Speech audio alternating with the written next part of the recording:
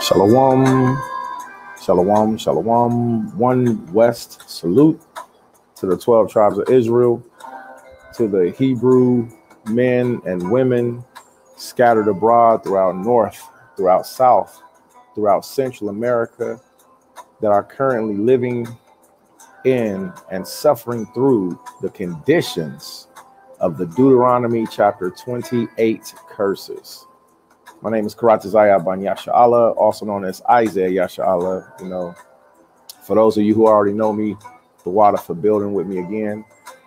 For those of you who don't know me, let me introduce myself once again. I am a government public servant of what's called Mashra'ah Yasha'Allah. Mashra'ah Yasha'Allah stands for the government of Israel. Mashra'ah Yasha'Allah, our goal is to be one common governing body for all Israelite camps, schools, congregations, every schism, every ism, every dividing faction to be able to come to and have a safe ministering location. Within the government body of Mashra'ah Yasha'Allah, we do have judges, we have officers, and we do have elders. We do not follow after any specific school protocol that's out right now, but more so of one whole unit for all of Israel to come to. So whether you're Old Testament, whether you're New Testament, whether you're Messianic, whether you're non-Messianic, we have to remember that even during the times of the Messiah, Israel still had these separating schisms and dividing isms. So what Mashra'ah Yasha'Allah, government of Israel, is dedicated to do is to help all Israel, no matter where you are, to be able to hear views and points from elders that have been in the truth 25 years and up. All right. So we have a council. This council consists of men that have been ministering all over the world and are dedicated to help bring you to the Most High's law, statutes, and commandments, and to the Messiah, Yahawashi, who the world ignorantly and sometimes accidentally calls Jesus Christ. All right. So I myself, Karatazaya, once again, am a Shatar. All right. Wanagayad. I am an officer and a city community counselor, which organizes in different locations. Okay. So it's a blessing to meet you all for the first time. And for those of you who know me, who have been ministering with me for years, it's a blessing to build with you once again. All right. So we're streaming live right now on Facebook on two different accounts. One is called Banya Yasha'Allah. One is the Isaiah Yasha'Allah account, but we're also streaming on YouTube, all right, on my Isaiah Yasha'Allah account specifically. If you're in the room and if you're watching, you know, Baba Kusha, please, if you have the ability, share these videos out because they're for the help and for the edification of our people. All right. Here with Mashra'ah Yasha'Allah, specifically also I'm a correspondence. I work correspondence under Zaquan Mathathawa. Everybody knows the big Benjamite man that's down in Ghana, the big Benjamite. All right. Big boss man Mathathawa. All right. So everybody knows Mathathawa. All right. The huge Benjamite man with the heart of gold that's down in Ghana right now.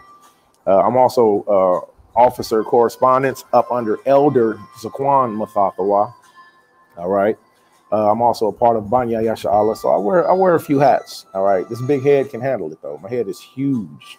All right. And I commonly don't get tired, man. So I wake up, boom, jump up, be right at it. All right. So, but let's get it cracking. So for those of you who's watching, please share this video out. All right. This is going to be for the help and for the edification of our people. Let me know how the sound quality is. All right. We got some Nagayana. Let me type that word in here. All right. And as y'all know, I love our language. Lashawan Kodash is our language. I love the Most High's law, statutes, commandments, and I love our language. Na, ga, ya, na. Nagayana is how you say music. Music. All right. Nagayana. So we got some Nagayana playing in the background. The Nagayana that we're playing, excuse me. It's Bayman Brothers. Bayman Brothers is an instrumental group of some some Gentiles I've been listening to for many years. All right. So we got some Nagayan in the background. So you're commonly going to hear their music whenever I'm teaching. I like instrumentals, you know, very big into jazz, whatever's cool. I like it, you know. So let me know how the sound quality is. If the sound quality is good, put a 7 in the room. All right. If I need to turn it down, put a 3 up in the room. Okay. If you can deal with it, put a 7 in the room. And if it's comfortable to your ears, if you can deal with it, put a 7 in the room if it's comfortable to your ears. If you need me to turn it down, put a 3 up in the room. Until then, we're going to get started. And as you all know, we've been doing this ministry for quite some time now. And the objective is to help Israel to come to Yahawashi, the master, and to keep the Most High's laws, statutes, and commandments. Today, we're going to be focusing on a specific subject, a few specific subjects, but one of them is we're going to be giving reverence to the Proverbs 31 women that are out there. Sometimes you have to repeat and hear things 2, 3, 4 times in order for it to actually stick into your soul. So I understand that, you know, I like repeating things. I like teaching. It's one of the joys the Most High has given me. So if I can teach you, and if your spirit can be quickened and come to the Most High, you know, at the sound of my voice, man, then that would be a great honor to me. You know, my objective is to lead you to Christ. All right, to hold your hand and to guide you to the Messiah. All right, and then at the end of this life, hand you over to him. Okay, but until then, it's my obligation, my job, my duty, and my privilege to tell you the things of the Most High.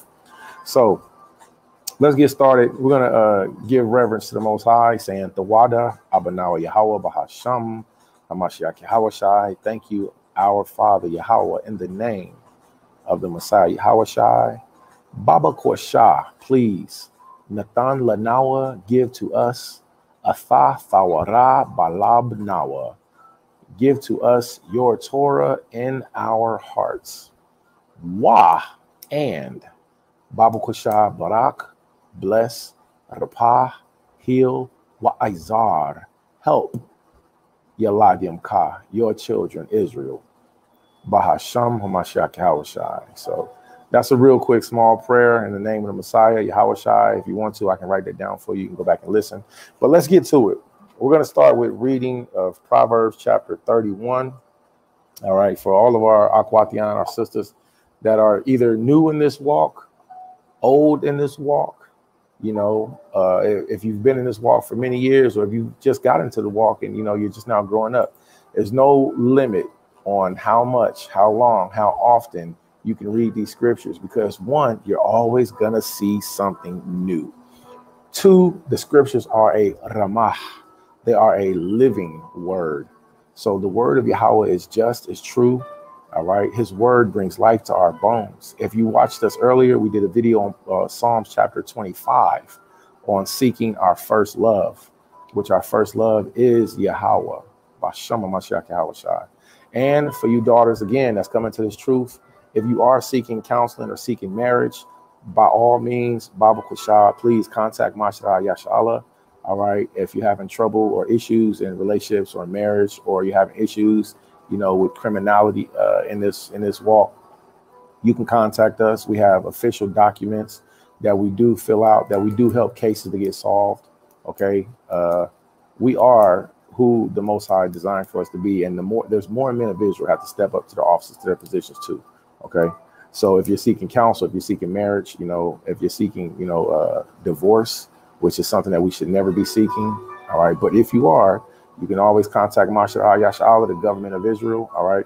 And we can help direct you to maybe an elder that's in your community, or even us. You know, we do associate, even though all communities, camps, congregation, schools like to be separate, we still do like to reach out to other communities and see if we can help Israel, even within other schools, communities. All right. So let's get to this real quick. Salute to all of you daughters of Israel. Salute to all of you women, all of you mothers of Israel that are doing your diligence, that are doing your sincere works, your labors of love. It is a sacrifice that the woman has to do. All right. It is a constant fight, a constant battle, restless nights, sometimes lonely nights, you know. But this is the plight that the Most High put upon the daughters of Israel, because you have a hard and a severe job to do. Your job, you daughters of Israel, is to return to the Most High, to forsake the ways of the world, to return and be daughters of Sarah. See, You have to become daughters of Sarah once again. Okay. Now, unfortunately, the ways of the world has taught us how to be disobedient. Okay. The ways of the world taught us how to go away from the Most High. But we're here to tell you that it's possible, that you can be redeemed, that you can come back. All right. That the time will come once again where 7 women will take hold of one man. And it's not about the numbers. It's about the point. See, what's the point? What's the point of 7 women taking hold of one man? Can anybody answer that question? I'll answer it for you. 7 women taking hold of one man. At the end of that verse, it says, only take away our reproach. See? So it's for the women to be able to be gathered back to the men of Israel, so that the men of Israel operating in righteousness now, okay, the men of Israel operating in truth of the Most High, that we can take away the reproach that's been cast upon you, daughters of Israel. All right. And these things have to be done in justice and equity and righteousness. Okay. So we're going to pull up a few scriptures, and I'm going to share these scriptures with you. And the Most High's will, prayerfully, you know, there's somebody that's marriage counseling, or somebody that's, you know, in a situation to where they're like, hey, you know, this might be new to me, you know, or, you know, I've got to be pretty severely honest with you all. You know, I've counseled a lot of couples, man, and it's so funny how these things work, because you never expect Yahweh to put you in the situations that you're in, you know. But like the old saying goes, you know, he may not come when we call him, but he's always right on time. Right. Right. And sometimes in the most peculiar ways. All right. So whenever we're looking at situations, whether it be pertaining to marriage or whether it be pertaining to just everyday average life in this walk, the scriptures tell us to do nothing without counsel. All right. Do nothing without counsel. All right. So first, let's start with the scriptures of 1 Peter, all right, chapter 1. Let's start with 1 Peter chapter 3. All right. And before we get started, I want to give anybody a chance. If you want to say anything, if you want to give a salute, if anybody's watching on live and you want to comment, please. Okay. All right.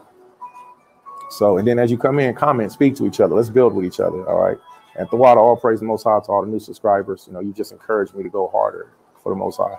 All right, my Facebook popping. YouTube, yeah, YouTube can do better. But Facebook, if only all of my Facebook subscribers would switch over to YouTube, I'd be like YouTube balling, I guess. I don't know what to call it, but let's let's build. Okay, so the book of 1 Peter chapter 3, and again, remember, keep this in mind, you daughters of Israel.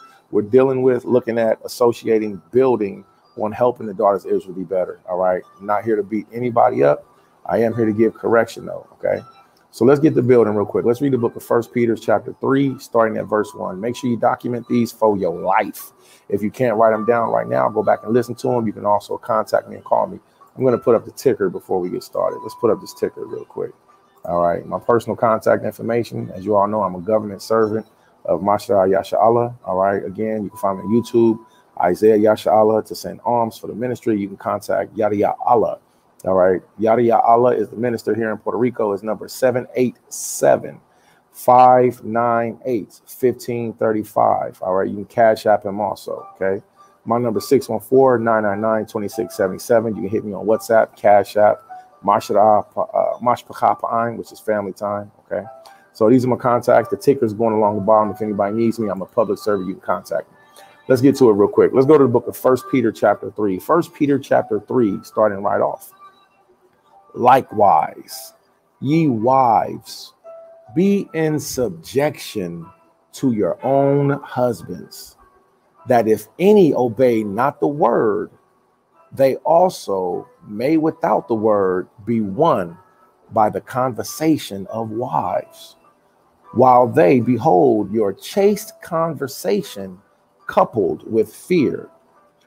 Whoso adorning, let it not be that outward adorning, the plaiting of hair, the wearing of gold, or the putting on of apparel, but let it be the hidden man of the heart, in that which is not corruptible, even the ornament of a meek and quiet spirit.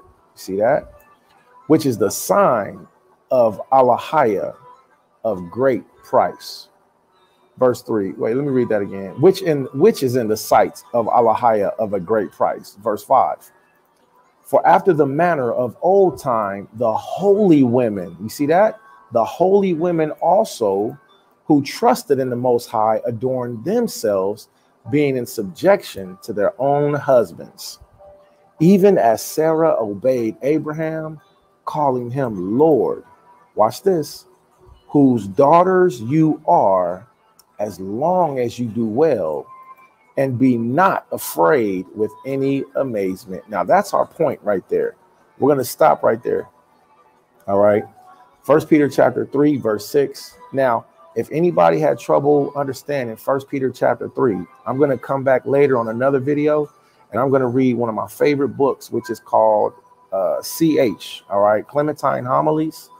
And let me pull the screen up real quick. I apologize. I'm going to start screen share. For anybody that's watching, you'll be able to see what I'm reading. All right. Clementine Homilies is one of my favorite books. Okay. Now, just to be very frank and direct, I am specifically speaking to the daughters of Israel, those who are not married, those who do not have husbands, but also to those who have husbands and their husband has given them express consent or permission to learn with me or to learn from me. This is specifically to the daughters of Israel, even though you men of Israel are so, the scriptures call to us. So you brothers are welcome to learn. But this is a very specific and detailed lesson that's been planned out, and it has a spirit attached to it. And that spirit goes to those who have ears to let them hear, all right, in unity and in love. Okay. So watch this. Hold on one second.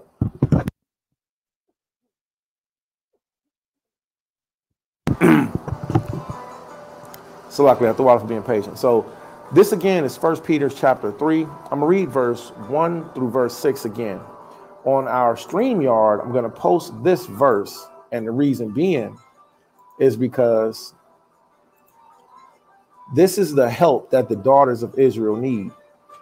1 Peter chapter 3, verse 6. A sister asked me a question earlier, and I believe that this is a scripture that can help her. All right. So Sarah is our great foremother. Who is Sarah? Who is Rachel? Who is Leah? Who is Zilpah? Who is Bilhah? Who is Rebecca? These are our matriarchs. These are the women that gave birth to gods. Remember, the scripture says, ye Israelites are gods, but you will die like men. King David said it, and even Christ the Messiah, Yahushua, they both said, ye are gods, but you will die like men. It takes Israelite women and Israelite men to come together to conceive birth, and then to give that birth to these gods that the Most High made us to be. You daughters of Israel are so priceless, and you have to be told that you're priceless. You have to be adored. We have to say, I cherish you, I respect you, I love you. But it's our job also to show you not only your errors, but your upcomings. So you daughters will remain in a righteous state as long as you keep the mentality of, I'm a daughter of Sarah. Sister, learn who the mothers are. If you need anything, you can call me and ask me anytime. You can message me. I'm a public servant. If you have a husband, it's better to learn from him first. And if your husband, because there have been men that have called me and was like, yo, me and my wife are talking about this. And I'd be like, hold on, brother. You and your who? And they'd be like, my wife. And I say, your wife? What's that? And they be stuck. You know why? Give me 1 second. Let me show you. Wife etymology online. One of my favorite websites is called Online Etymology. When you look up the definition of the word, here's a summary. Online etymology dictionary. No, I don't want to hear that. When you look up the etymology of the word wife, the word wife doesn't mean what you thought it meant. Okay, so let's get this first. Okay.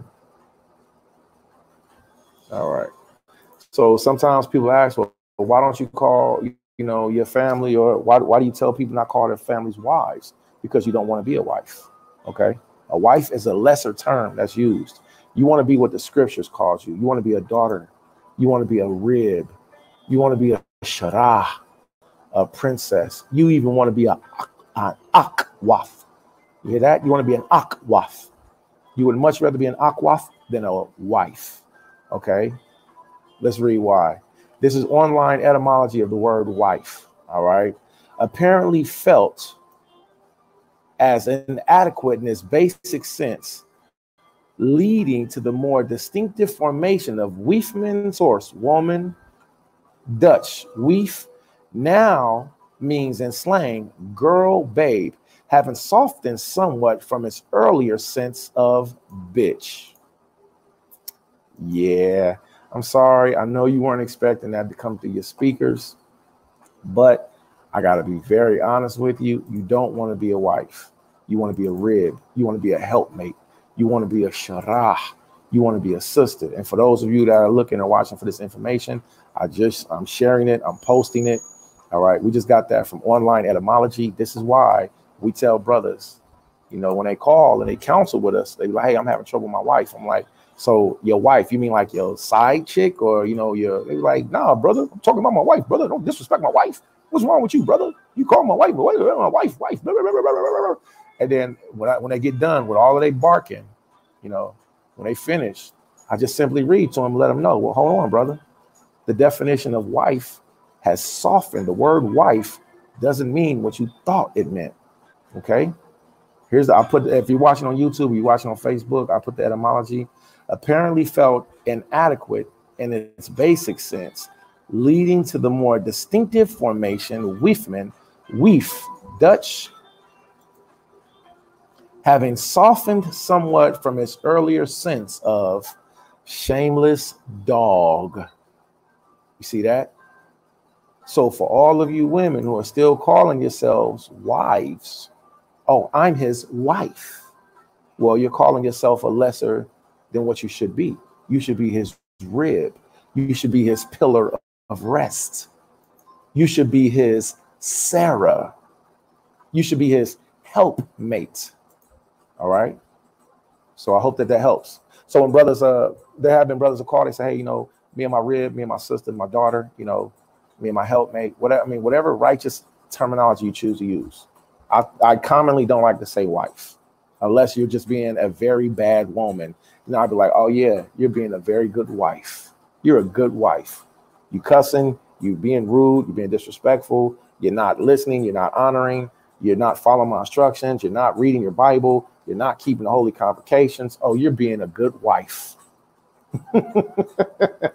Get it? Because she's not being good, so you call her a wife. Get it? Okay. So whenever they call and they counsel, you know, they'll ask questions. Sometimes the brothers do give permission. They give permission. They'll say, hey, me and my rib, you know, we're going through this. You know, what do you think about this? So we'll tell them. So here's the instructions. 1 Peter chapter 3, verse 1. Likewise, ye tazalai. The word right here is wives. Okay. But remember, the word wife actually means shameless dog or female dog. Okay. Likewise, you ribs, be in subjection to your own husbands. All right. So once again, learn from your own husbands. If your husband says, I don't want you to learn from him, then he has a reason. Your husband might say, well, that brother actually teaches that the Sabbath starts when the sun goes down. Well, I teach that the Sabbath starts when the sun comes up. So I don't want you to learn from him. You know, whatever. You have to obey your husband. So ribs, be in subjection to your own husbands, that if they obey not the word, they may also, without the word, be won by the conversation of the ribs. Verse 2, while they behold your chaste conversation coupled with fear. So you daughters of Israel, you have a high responsibility. You have to teach other women how to be righteous women. So when the other women see you, they're supposed to see a woman that respects, reverence, fears, honors her husband, and they're supposed to hear you have good conversation. This is how you win people over that come into the truth. You have to win them over by good behavior and good words. Okay. It's not enough just to have on fringes with a border of blue and you got on a sundress and everybody can see your front monkey. They can see your back monkey. They can see all your chi-chis, hoo-hoo, ha-has. No, you got to have righteous apparel. You You got to be coupled with fear, and they got to see good, chaste conversation. Now, we're going to read this again, but we're going to read it with Clementine homilies, okay? And that's going to help for you all to understand this part. Listen well. This is 1 Peter chapter 3, verse 4. But let it be in the hidden man of the heart. See? So it's not the outward appearance. It's the hidden woman and the hidden man, all right, that actually brings these good characteristics out that helps you to, helps people to see, helps people to see, like, what are the beautiful cosmetics, all right? Watch this. I'm going to really help you out with this, and this is going to feel good once you hear it, all right? Watch this. So first we're going to do 1 Peter chapter 3, and then we're going to read Clementine homilies, and then we're going to go to Proverbs chapter 31, all right? So let's build, all right? I love you. I adore you. I respect you. I honor you, all right? You daughters of Israel, we need you. We can't do this ministry without you. I can't have children by myself. I can't be fruitful and multiply with my hands. See? So we need the daughters of Israel. We can't do this without you. And for all of you women who are searching, who are looking for a righteous husband and man, just be patient. Yahweh will give you.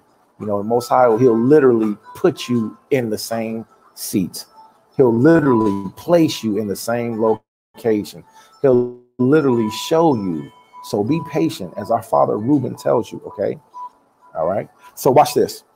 1 Peter chapter 3. But let it be the hidden man of the heart, in that which is not corruptible. See, your soul is not corruptible, but your outer clothes are. Your hair is. You see, your outward appearance is corruptible, but the inner woman is not corruptible. Even the ornament, see that? So the outward appearance is not important. It's the inner woman. All right. Even the ornament of meek and quiet spirit, which is in the sight of the Most High, of great price. For after this manner, the old time, the holy women also, who trusted in the Most High, adorned themselves. Did they adorn themselves with outer appearances, with fingernails, with eyelashes, with I was about to say, like, I don't know, whatever. All right. Different colored contacts to change your eyes, with weaves? No, our mothers didn't do that. They adorned the inner woman and they let that shine. See, watch this. Verse 5. For after this manner, in the old time, the holy women also, who trusted in the Most High, adorned themselves, being in subjection to their own husbands. Now, some brothers will stop right there, and I'm not against them. I love my brothers. I'm an advocate for all parts of the scriptures. But some brothers will stop right there and be like, see that? Be in subjection to your own husband. This is true. But there's a deeper meaning to this. There's a deeper meaning here to this. And the deeper meaning is to adorn yourself with the inner beauty. Let's read this real quick. And this is what will help you. This is Clementine Homilies, chapter 16, starting at verse 1. The chaste woman is adorned with the Son of the Most High as a bridegroom. So we see the context is the same. Adorning yourself, dressing yourself with who? With the Son of the Most High as your bridegroom. This is one of the reasons I say my job is to raise you up and then at the end of our life, hand you over to Christ. My job is to raise you up as your minister. You be my minister. And I'm speaking in the context of how us husbandmen should see things. You men of Israel, our jobs are to raise up our daughters, our ribs. And then, according to 2nd Esdras, the Messiah is going to put crowns on each one of our heads. Brother, don't you want to be there to see the Most High put a crown on that sister head that you chose to lay with, that you chose to take on for a rib? Brother, don't you want to be there to see that? Or do you want to hear, away from me, I know you not, you worker of iniquity, because you consummated with a sister and you discarded her? You Negroes got to stop teaching that sex alone is marriage. It is not. Sex alone is not marriage. You need witnesses and you need tokens. It'd be better if you had a marriage covenant. All right. It would be better if you had documentation. The father, go to the father, go to the mother, go to the brother, go to those as of her near kindred can give her away. Sex alone is not marriage, and your elder is failing you for teaching you that. And listen, your elder is more than likely my peer. All right. So you humble and bow yourself down to him. I'm going to tell my brother that he got to stop teaching that sex alone is marriage. It's not. Because when you teach that, it gives a lot of brothers an out. It gives a lot of sisters an out. And therefore, they can leave. There is no separation. There's separation. But there is no leaving. There is no divorce, save it be for death or adultery. Now, that's my rant on that subject. Let's get back to this. The chaste woman is adorned with the son of the Alahaya as the bridegroom. So in her mind, her first thought is, listen, in her mind, her first thought should be, I'm going to my creator. I'm going to finish out this life. I'm not going to commit adultery, because at the end of this life, she's still going to have to stand before Christ. And then what? What's she going to say then? Watch this. What else is she adorned with? She is clothed with holy light. Her beauty lies in a well-regulated soul. You see that? So her beauty, all of these things that Peter was talking about, all right, 1 Peter chapter 3. The same things that we see in 1 Peter chapter 3, we see here also in Clementine Homily chapter 16. In chapter 16, we see she's clothed with the inner beauty. She is fragrant with ointment, even a good reputation. So is it her oils? Is it her ooh la la smells that she wears? No, it's her good reputation. That's what she's fragrant with. She is arrayed in beautiful vesture, even in modesty. So is it her garments? Is it the fact that she's a master garment maker? Because there's a lot of daughters of Israel that are garment makers.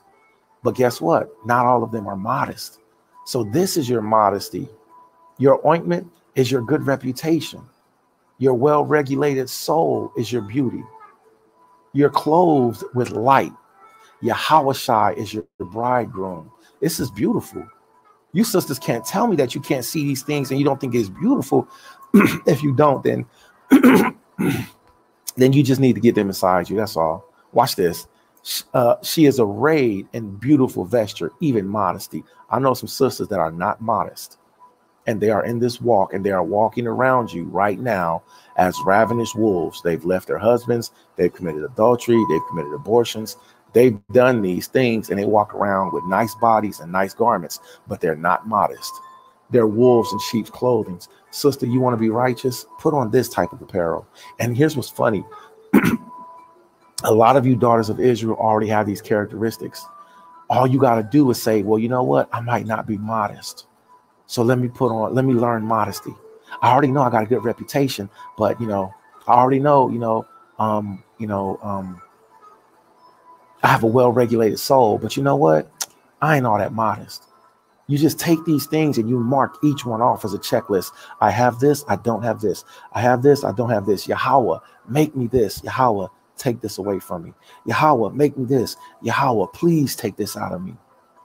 And this will be the help that you need. All right. So let's go through this. She wears about her precious pearls. So she wears beautiful jewelry, pearls all on her neck. But watch this, even chaste words. So is it the precious pearls that makes her beautiful? It's not.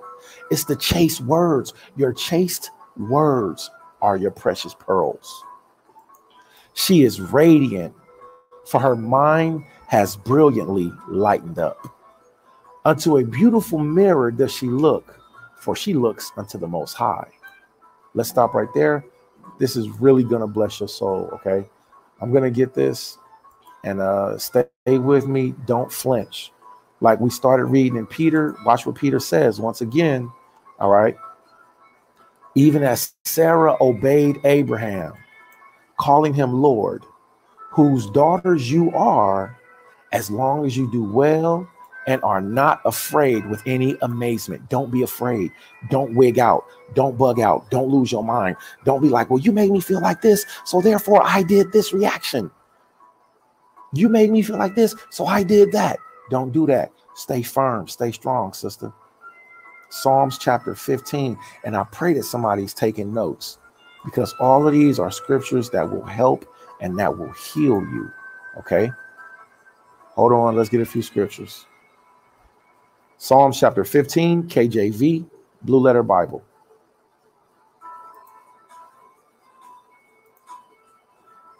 Wisdom of Solomon, chapter 7, KJV. So once again, sister, stay right there. Don't move. All right. Don't be afraid with any amazement. See, even Sarah obeyed Abraham, whose daughters you are, as long as you do well. You can't be wicked and say that you're a daughter of Abraham. You got to do righteous. Then you'll continue to be a daughter of Abraham. And here go the other part, and not be afraid with any amazement. Watch this. Psalms chapter 15. Uh-oh. Give me my Psalms. Psalms chapter 15. All right, we're going to open that window up, and then we're going to open up Wisdom of Solomon chapter 7. All right. Psalm chapter 15 KJV is one of the most beautiful Psalms because it's very short. In my opinion, it's very short, and it tells you directly how to make it to the kingdom of the Most High. I literally can read Psalms chapter. Look at this. It's only 5 verses. Psalms chapter 15, verse 1 through verse 5. It starts out with a question. The question is, Yahweh, who shall abide in thy tabernacle? Who shall dwell in thy holy hill? Or in other words, who's going to make it to heaven? Who's going to make it to paradise? See? Who shall abide in thy tabernacle? Who shall dwell in thy holy hill? He that walketh uprightly. So daughters of Israel, make sure every day you walk uprightly, even when you by yourself. And worketh righteousness. Daughters of Israel, make sure you work righteousness even when you're alone. And speaketh truth in his heart. Daughters of Israel, make sure you speak truth in your heart even when you're alone. Watch this, verse 3. He that backbiteth not with his tongue, don't backbite, nor doeth evil to his neighbor. Don't do evil to your neighbor and or your husband, because your husband is your neighbor also. So daughters of Israel, don't you know the scripture says, she that is bold, her father and her husband shall both despise her. So if you've been a bold woman and you can't figure out why your father has a problem with you, why your husband has a problem with you, it's because the Most High called you bold. And he said your father and your husband will both despise you. But it all depends. Can you be humble? Can you be meek? Can you be modest? Can you adorn yourself with beautiful pearls of good conversation? Watch this.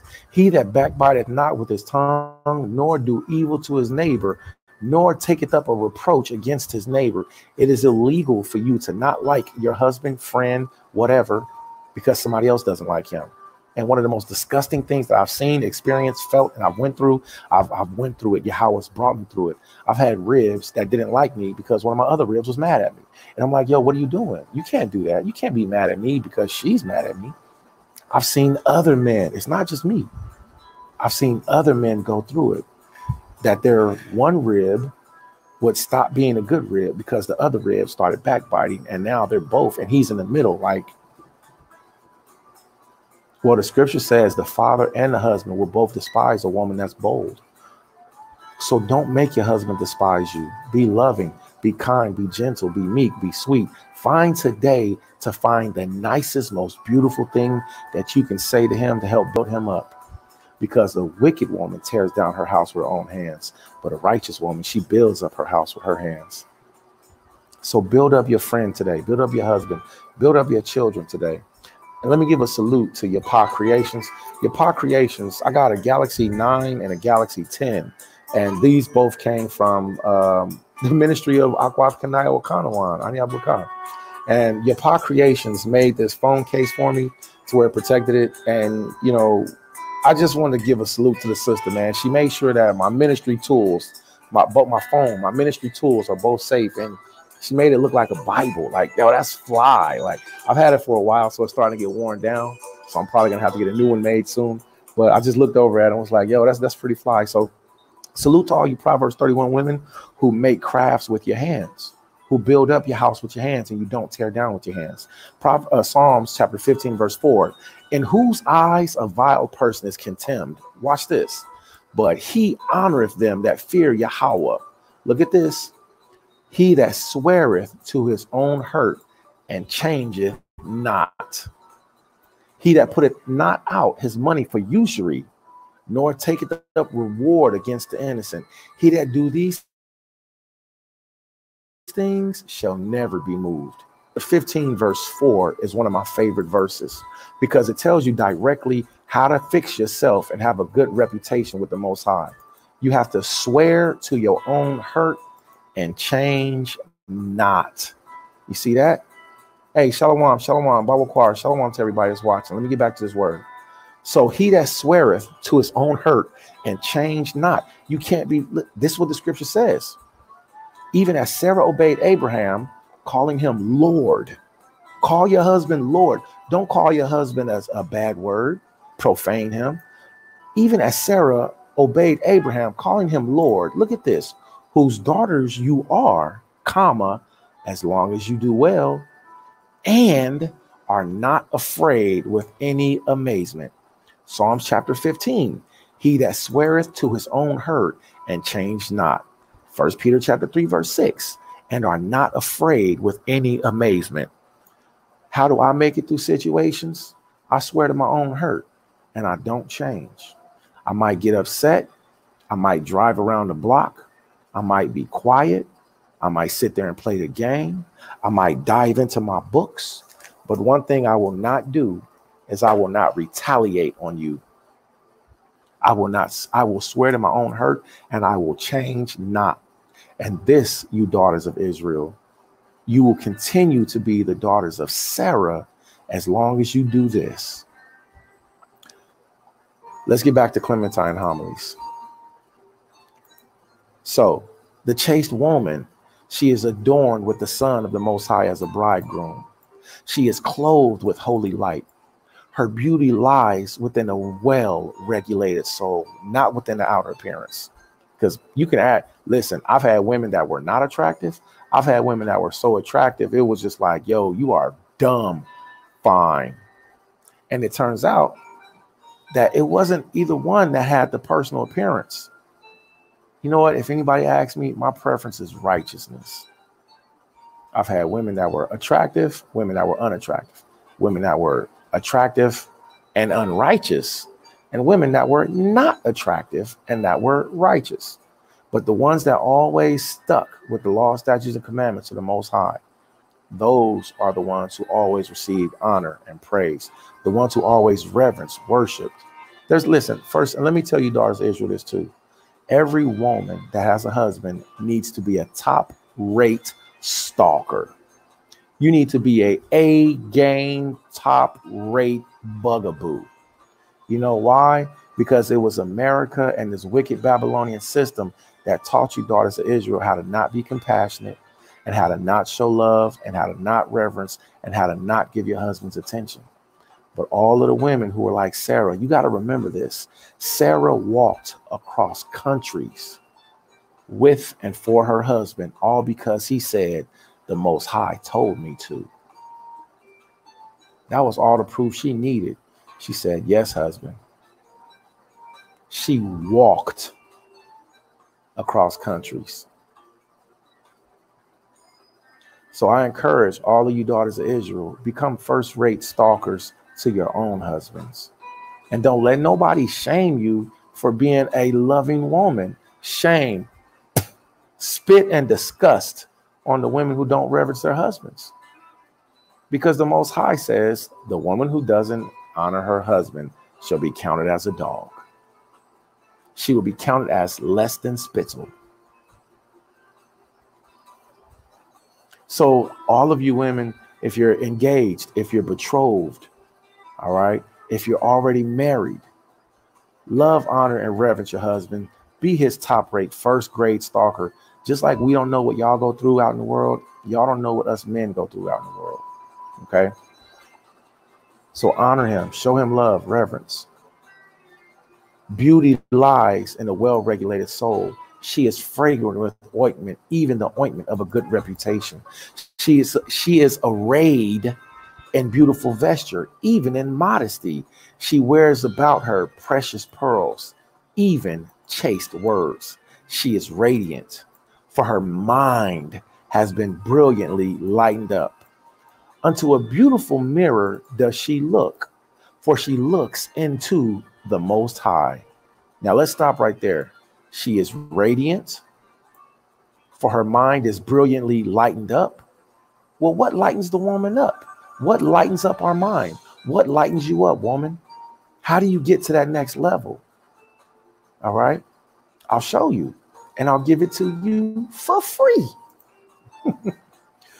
The book of Baruch, chapter 1, KJV. Actually, it should be Baruch chapter 4. Okay, I apologize. Let me start that again. So I'm going to do Baruch chapter 4, KJV. All right. So how is her mind lightened up? How is she radiant from the inside? Have you ever seen somebody that's dark on the inside, so therefore they just look dark on the outside? And I'm not talking about skin complexion, because dark skin complexion is very beautiful. All right. Dark skin complexion is beautiful. So is light skin complexion. Very beautiful. But it's not the complexion. It's the darkness of the person on the inside. Watch this. You can be a beautiful man or woman, but if you don't have the light of the word or the light of the Most High, then you're not going to be radiant with that good flow of beautiful energy. Look at this. This is the book of Baruch chapter 4, and I pray that somebody's taking notes. Book of Baruch chapter 4, verse 1. This is the book of the commandments. You see that? The commandments of Allahaya and the law that which endureth forever. Let me take this and I'm going to copy paste this. And I want you all to see this. All right, I'm going to copy paste this because I want you to have it. All right. The book of Baruch chapter 4. Okay. All praise. All right. So it's the word of the Most High that makes the woman bright. It's the word of the Most High that makes the man bright. Book of Baruch chapter 4. Verse 2, verse 1 and verse 2. All right.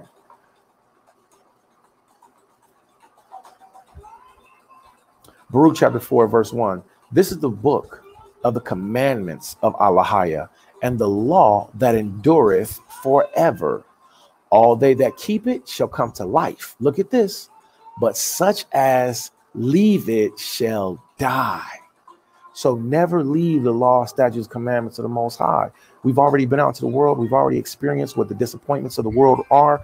Why would you go back to it, brother? Why would you go back to it, sister? Look what the Most High says. He says, turn thee, O Jacob, and take hold of it. Take hold of what? Take hold of the laws. Take hold of the commandments of the Most High. Watch this.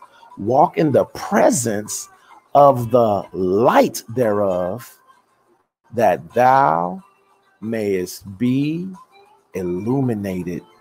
See? So you're the original illuminated ones. You're the original Illuminati. It's been you the whole time. All right.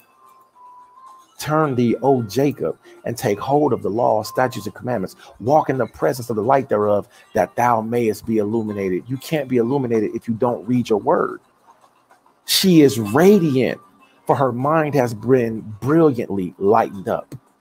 Unto a beautiful mirror does she look, for she looks unto the Most High. Hold that thought. Wisdom of Solomon, chapter 7. Yeah, I'm here to teach you. Look, I'm here for you. I'm here to teach you, and I'm here to claim you. I'm here to show you. All right? Watch this. Wisdom is known as a woman. Let's see how beautiful wisdom is. Wisdom of Solomon, chapter 7, verse 26. For she is the brightness of the everlasting light, the unspotted mirror. You see that? Look. Unto a beautiful mirror does she look, for she looks into the Most High. Wisdom of Solomon, chapter 7.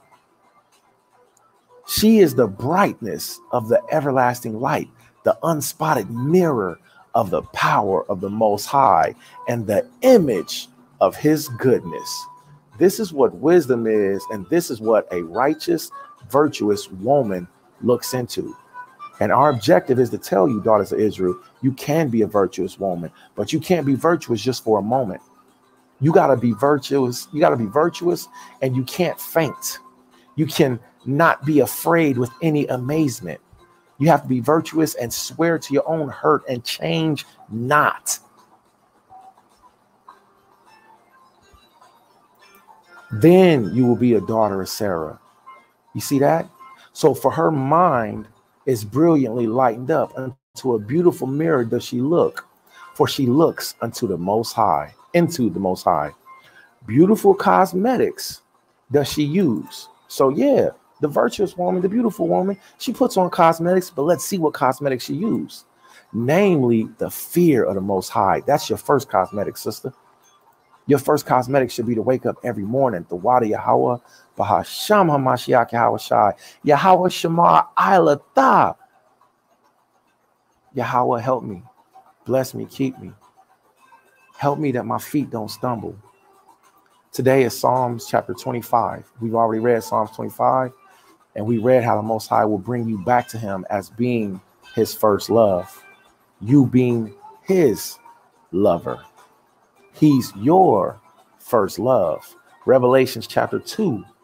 Okay. We read that this morning. The Most High says he's got a problem with you. Why? Because you and I, we both left from our first love, which was his law, statutes, and commandments. So beautiful cosmetics does she use, namely the fear of the Most High, with which she admonishes her soul. Beautiful is the woman, not because she has chains of gold on her, but because she has been set free from transient lusts. And lust just ain't sex. Lusts are the different things that you have a gear towards. Some women have a desire to argue. That's a transient lust. Some women have a desire to be rebellious, disrespectful, disobedient. That's a transient lust. That's going to pass. But the beautiful woman, the real beautiful woman in the Most High, the daughters of Israel that we want to teach you how to be, beautiful is the woman, not because she has chains of gold, but because she has been set free from transient lust. The chaste woman is greatly desired by the king. She has been wooed, watched. They go in your inbox and hit the little faces with the hearts on them. You're beautiful. You're just beautiful, sister. She has been wooed. She has been watched and loved by him. The chaste woman does not furnish occasion of being desired. So the real chaste woman, she don't even give herself an occasion for other people to want her. She's beautiful all by herself, and she walks in that spiritual beauty. She doesn't make or put on things to make herself even be desired. You know why people really desire the chaste woman? Because they see that inner light.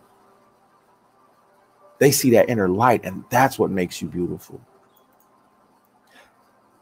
Except by her own husband. The chaste woman is grieved when she is desired by another. She don't like it when another man try to holler at her. The chaste woman loves her husband from her heart, embraces, soothes, pleases him. Look at this. The chaste woman, I got to read this in its full context. The chaste woman loves her husband from her heart, embraces, soothes, and pleases him, acts the slave to him, and is obedient to him in all things. This is exactly what we just read in 1 Peter chapter 3. So when we tell you there's more scriptures that are out there that will help you to form your character, and you daughters of Israel, you need not only to be in subjection to your fathers, but you need to be in subjection to your husbands. All right. If you don't have a husband, be in subjection to your brother. All right. Because remember, Rebecca was given away by her father. Rebecca was given away by her brother, not by her father.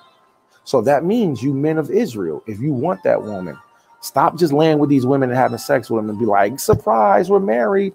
I did that in the past. And I used to think that sex was marriage. But I got I got rebuked from that. I got corrected from that. I used to teach that sex was marriage. Sex is not marriage. Sex is the consummation of a marriage agreement. So stop making whores of the daughters of Zion.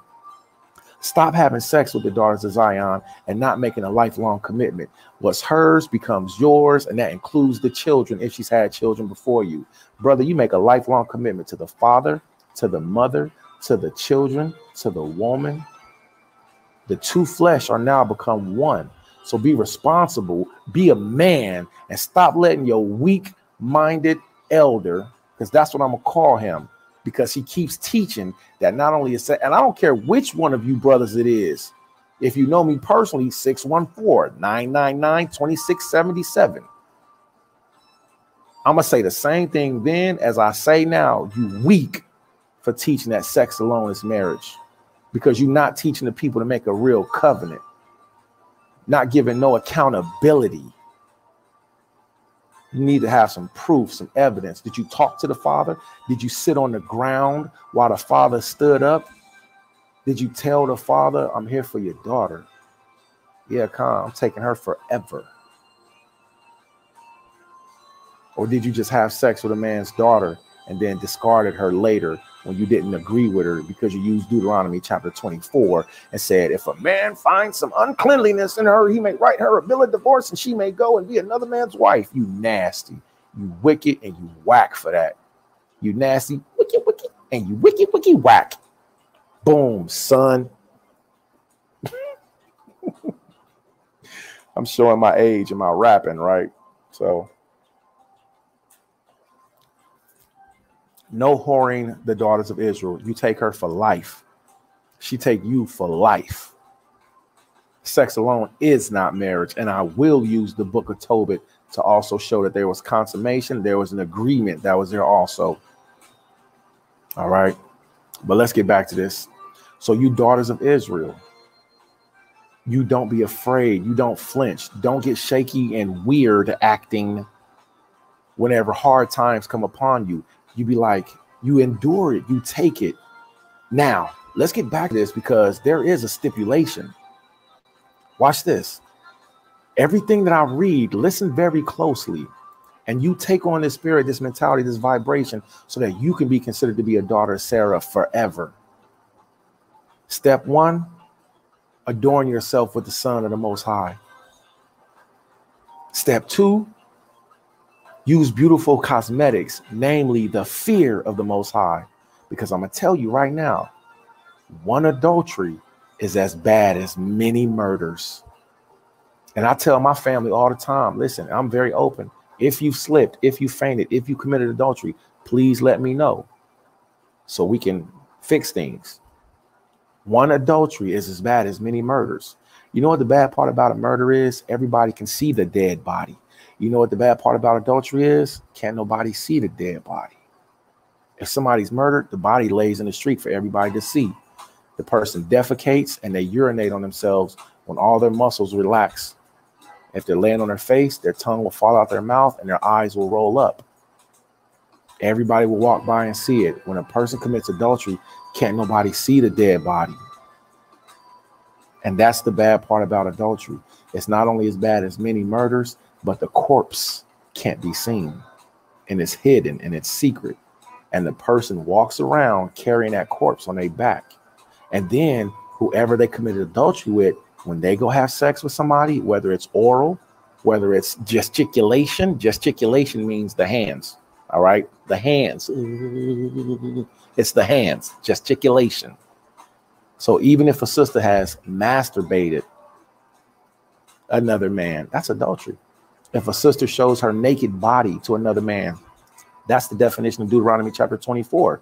If a man finds some uncleanliness in her, all right, irwah or arwah is the word for nakedness. It's the word vagina.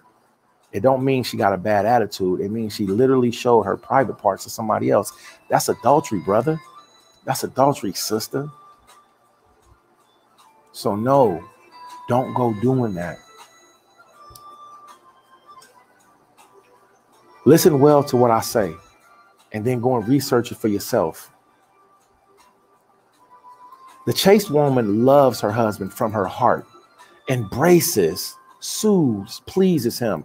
What about all you women that don't embrace, soothe, or please your husband? Watch this. Acts the slave to him. You daughters of Israel, you are servants. But watch this. Us men of Israel, we're servants. Don't you know that I'm a slave to Christ? I used to love my days when I know how to build and work on houses, apartment complex. You give me a maintenance position. I bet you I'll become maintenance manager in just in a couple months. As soon as they see me with my Cobalt tools, oh yeah, that's done. You put that, yeah, that's done. Yeah, I painted it too. Yeah, I skim coated it also. Oh, yeah, I sanded it too. Yeah, I did that. It's already done. Yeah, I just put in the patio windows also. What you about to do? I don't know. I don't got no more work orders. I guess I'm gonna go to the house and sit down and get paid for free. So I miss my days of being like the big dude that used to buy cars for people in the hood just because I could. I miss those days. But you know what I don't miss about it? I miss the part about having money like I used to, but I don't, because I have everything I need, even more so now. You know what I don't miss though? I don't miss the ignorance and the wickedness. Working on the Shabbat, being tired, not having enough rest or time for myself. All right. When I tell you I understand. I've been there, and the Most High has brought me to a higher place, and he can and will do it for you too. We just got to give ourselves all the way to him. So you men, we are slaves to the Most High. Daughters of Israel, you're not slaves only. Us men are slaves to Christ. I am his slave and his servant. I have to spend, I didn't even start wearing glasses until I started reading all the time. I started reading a bunch. I was like, I thought you, yeah, okay, now I can see. I'm a slave to Christ. So we are all servants. But watch this. It should make a woman happy to be a slave to her husband. Don't be offended by the word slave. You like the word wife, but the word wife means shameless dog. But you don't like the word slave? That's righteous. I would love it if a woman said, husband, I am slave to you. Do you know what that would do to your man? Now I'm talking to you, daughters of Israel. You daughters of Israel, you know, how about that? Do that today. Go and get your husband a gift today. Tell him, I am your slave. I love you. Tell your husband, I reverence you. I adore you. Give what you want. Say, I honor you. I adore you. I love your soul. I love your breath. I love your presence. I love your very being. Say that and see if it don't change things. If things are already good, watch they get better. Go tell your husband you're his slave. See what that's going to do, especially a righteous man. Now, remember, I said there's a stipulation to this. And I pray that you're watching. I pray that you're listening. I pray that you're paying attention, because I can teach until I'm done. Listen, 4-hour video ain't nothing for me. You better ask somebody. That's all we do. This is the lifestyle. This is what we do. All right. I ain't no t-shirt Israelite. Okay. Nice t-shirt, buddy. Okay. I can't wait to see you brothers put on your righteous garments, man. All right. So let's see. The chaste woman loves her husband from the heart, embraces, soothes, pleases him, acts the slave to him, and is obedient to him in all things. Here's the stipulation, and you daughters of Israel got to know this. Except when she should be disobedient to the Most High. I love you so much, bro. That brother just crushed my heart, man. Oh, praise Yahweh. Oh, praise. That was off camera, man. He sent the tingle through my whole body, bro. This is so, man, listen. I'm going to tell y'all this, man. Love is the strongest tool in all of creation. When all of the gifts are gone, love is going to be the last one that lasts. So for those of you who are wasting time and you're wasting love, that's your own fault. Stop wasting time. Stop wasting love. I choose to love you when I first meet you. I'm going to love you, and you can't do nothing about it. The only thing that you can do is not love me back. My love may change, but man, I'm telling you, love is the most powerful tool in all of creation. I love you. Okay, so let's get back to this. All right, so okay, so here's the stipulation on when you don't have to obey your husband. except when she should be disobedient to the Most High. Let me read that again. The chaste woman loves her husband from the heart, embraces, soothes, pleases him, acts the slave to him, and is obedient to him in all things, and except when she should be disobedient to the Most High. For she who obeys the Most High is without aid of a watchman, chaste in soul and pure in body. Let me break this down for you real quick. If you are in a plural marriage and your husband ever says, come and have sex with me and your sister wife, I want you to slap your wife. I want you to slap your sister wife on the bum bum. If you're ever in a plural marriage and your husband says, go and make me a ham sandwich. If you're in a plural marriage and your husband says, oh, you know what? The Sabbath is done away with. You can go and work on new moon. You don't got to worry about calling off. If you're ever in a plural marriage and your husband says, oh, honey, man, forget that, man. I couldn't think of no example. If your husband ever tells you to break the law, statutes, and commandments of the Most High, then that's when the parameters of, wait, hold on. Wait a minute. You know, I'm yours. I'm your slave. I'm your servant. But ain't that a sin, what you're telling me to do? Yeah, it's a sin. This is the only time, because Abraham never taught Sarah to sin. All right. Isaac, Jacob never taught Rebecca, Leah, Rachel, Zilpah, and Bilhah. We come from a nation that's made to be fruitful and multiply. We come from a nation that's a polygynous nation. And we never taught our ribs to disobey the Most High. Husbands, love your wives. Aha. Love your ribs as the Messiah loved the church and gave his life for it. Yahushua never came and taught Israel to sin. So you men of Israel, be careful how you behave. I will confess that in my marriages, I have done things that were not, how do I say, expedient. I have done things that were not expedient, but I learned from those examples. I repented from those examples. And now I know how to be a better husband than before. And I'm going to be a better husband. I'm going to continue to be a better husband. I'm going to continue to give children and have children. I'm going to continue to accumulate family, ribs, wives, children. I hope to stop and be done with one friend that will give me children and have my base foundation. But I can't subject myself to being a servant to women who don't want to serve me. I can't. Because I am the head, and all of you men have to know that you men of Israel are the heads. And that's how that works. But I tell you, the scripture says, a man that findeth a wife findeth a good thing. The scriptures also say, a man that findeth a wife. What does it say? Hold on. A man that getteth the wife getteth a possession. That's right. So you have two. You have one that says a man that findeth the wife finds a good thing, and a man that getteth the wife getteth the possession. All right. A helpmeet. All right. Like unto himself. So men of Israel, if you want to have that righteous helpmate, first you got to be righteous. And you can't teach your women to be disobedient to the Most High and just be like, oh, yeah, it's on me. Nah, it ain't like that, son. Why? Let's go back to 1 Peter chapter 3, verse 6. 1 Peter chapter 3, verse 6, it says, even as Sarah obeyed Abraham, calling him Adawan, Adon, Lord, Master, King, Khan Adon, Khan Adawan, Khan Lord, Khan Master, Khan King. You know what that does to a man's, you know what that does to a man? Now, watch this. If you call your husband Lord, you know what you just did? Sister, you just put the charge on him to have to be a Lord. If you call your husband Lord, you just put a bigger responsibility on him because now he's got to behave like a Lord. He has to be 10 feet tall now. He could be 5'1". And 5'1" is tall. Okay. 5'1" is huge. But if you call your husband Lord, sister, daughter of Israel, then you just put the charge on him to where now he's got to behave like a Lord. That's not kingly behavior, my Lord. I love you. You can't, honey. See?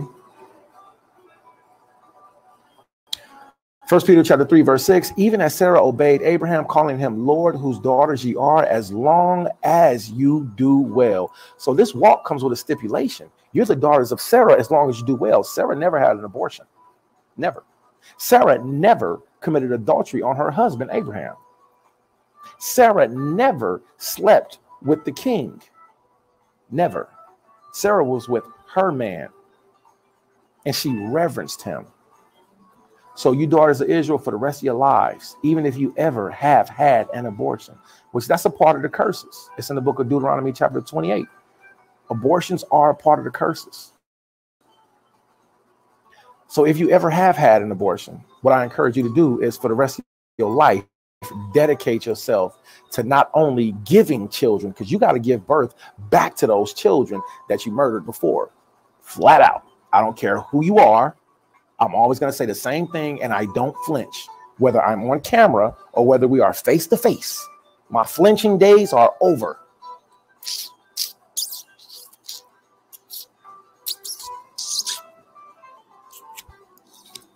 You have to dedicate the rest of your life to being like Shua and Pua in Exodus chapter 1 and Exodus chapter 2. They were midwives. If you can't bear children, then you need to be a woman who brings in children, bring in heirs, get you a handmaiden that can have children for you. You can't have children, then be a midwife. So therefore, when your children has husband, you can say, this is my baby too. No, I love him. This is my child.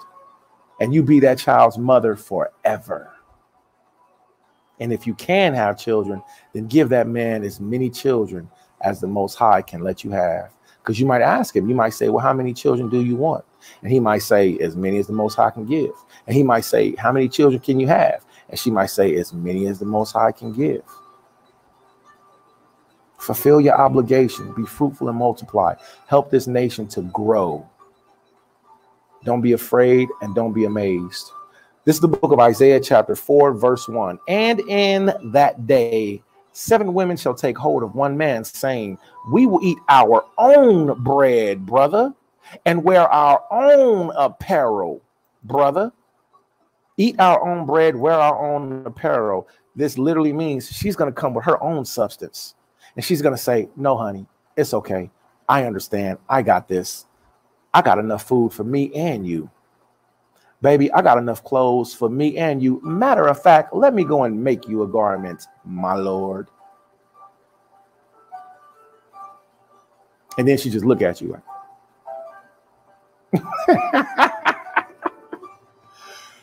And in that day, 7 women should take hold to one man, saying, we will eat our own bread. Baby, I got my own business. I got this. I got us. And wear our own apparel. I will make your clothes for you, beloved. But this is what she says. Only let us be called by thy name to take away our reproach. This is the part that's left out by so many. This is a part that's left out by so many. It's not about the substance of what the woman has, because the Most High said it, that it would be like this. Let me get this for you.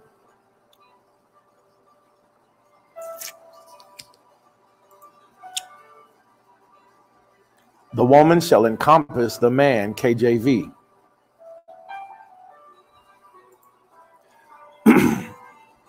So the Most High said that it would be like this, all right? That she would bring her own apparel, her own supplication. But she says, just let me be called by your name. Let me be called of the house of Jonathan. Let me be called by the house of Parazah. Let me be called by the house of Yahushua. Let me be called by the house of Mathatwa, by the house of Yada Allah. Let me come and be your wife and just have your name Yada Allah on me. H house O of Yah. Hoy, house of Yada Allah. And when her name goes up on Facebook, she put up Sarah Yada Allah. She put your last name on her. Women of Israel, it's a new day. And listen, there are younger daughters that are raising up. that are willing to give birth, that are not, that want to be like, I was raised in the truth. I'm 17, 18 now. I want to be a man's wife. So for all of you elder sisters that's in the truth, that's been operating in the past however many years, and you still bitter or spiteful or mean or rude or whatever, you don't forget, your husband will never stop producing sperm until the day he dies. Your husband will never stop having a passion to develop children.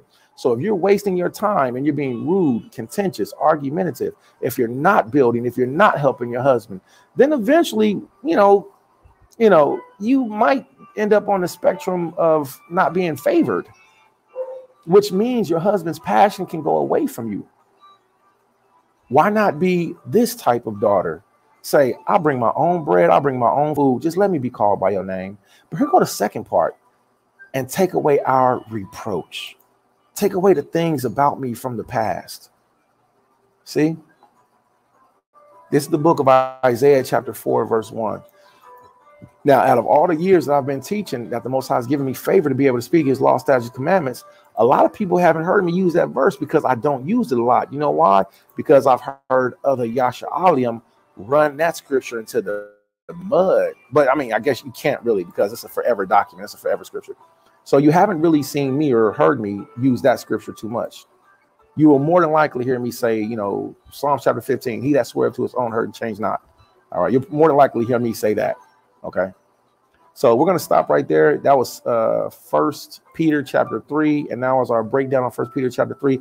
I'm going to leave this page up because this is a part of my regular teaching now, because I like to teach on chastity. All right. I remember I used to have all kind of addictions. I used to have all kind of issues. You feel me? And the Most High, man, not only has he preserved me, but he showed me and he's given me a better way. And now I'm even seeing he's given better rewards. Like Yahweh really has been leveling up my soul. All right. Yahweh has been leveling me up, man. And I want to bring everybody with me, but I know everybody's not going to follow. So I want to bring the willing with me. So you daughters of Israel, remember this. You will be the daughter of Sarah as long as you are not terrified or frightened with any amazement. I don't know if I can do this no more. This ain't for me. I can say that because I've heard it in multiple counseling cases. I've even heard it in my own life. Like, sister, how you come into a plural marriage and then like years later you say it's not for you? What are you talking about? You sound stupid. You sound stupid, McNoopid. You can't do that. You have to fulfill your obligation forever. It's through death or adultery. And don't commit adultery. That's not an option. It's not. Listen, your eternal soul is not worth a fleeting, transient lust moment of pleasure. Your eternal soul is not worth it. You got to run from wickedness here, I got you. Watch. I love you so much. Watch this, Yasha Allah. All right. Watch this. Let me go ahead and give a jewel out of this. Okay. Let's see.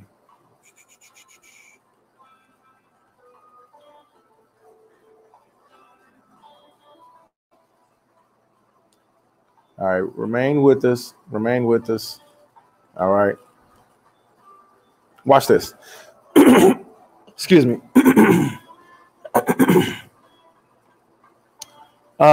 Taking occasion. Blip. All right, listen well to this, Yasha Allah. All right, if you've heard this before, trust me, you haven't heard it enough.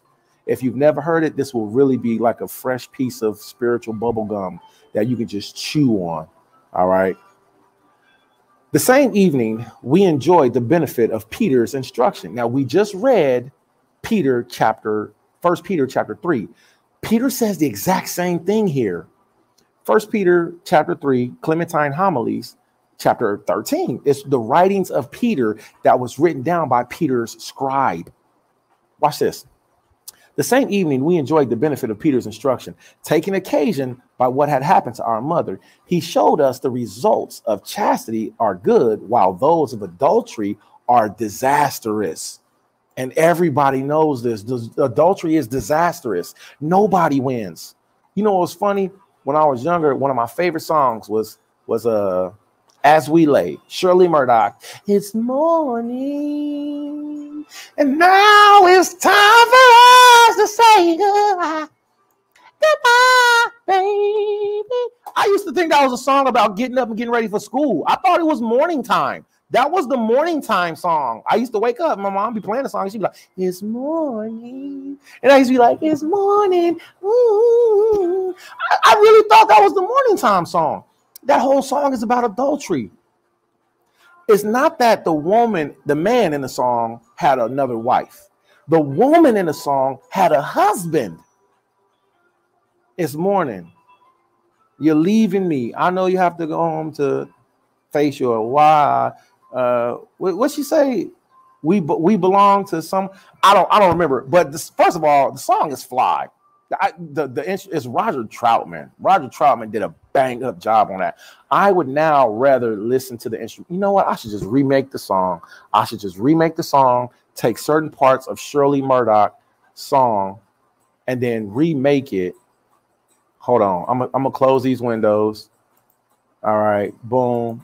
I should take the instrumental, take certain parts of Shirley Murdock words, and I should get part 1, because there's actually part 2, because there's the midnight mix. Oh, the midnight.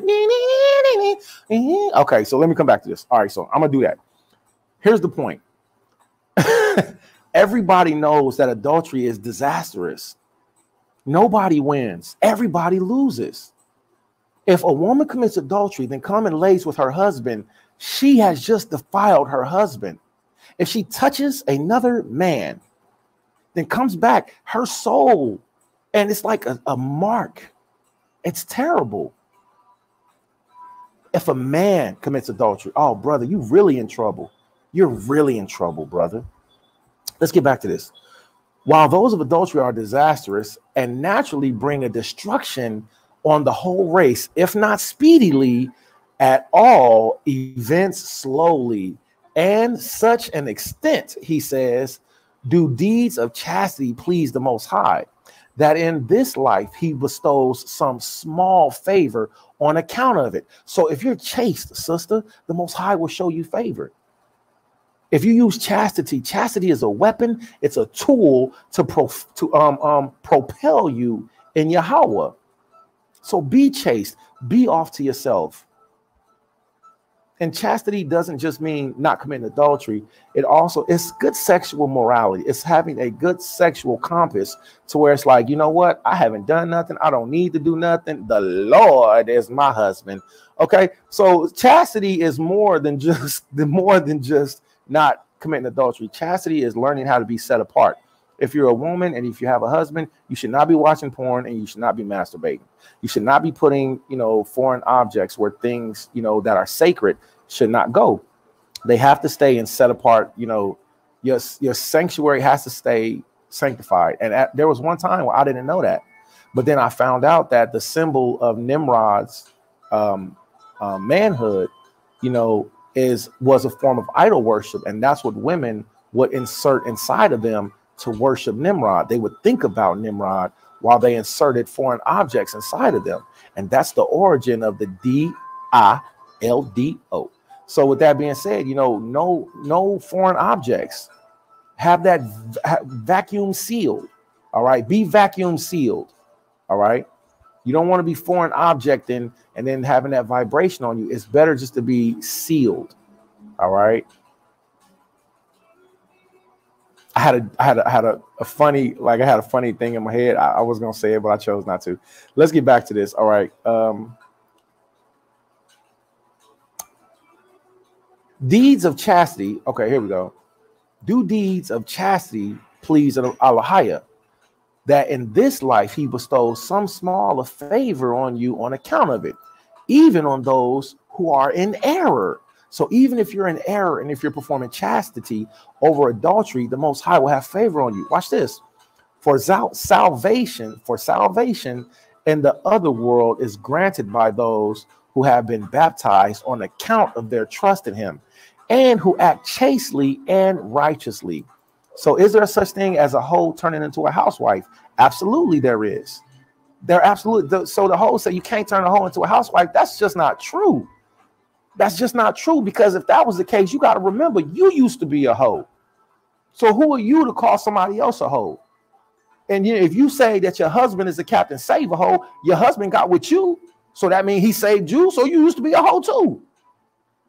The Most High says it right here.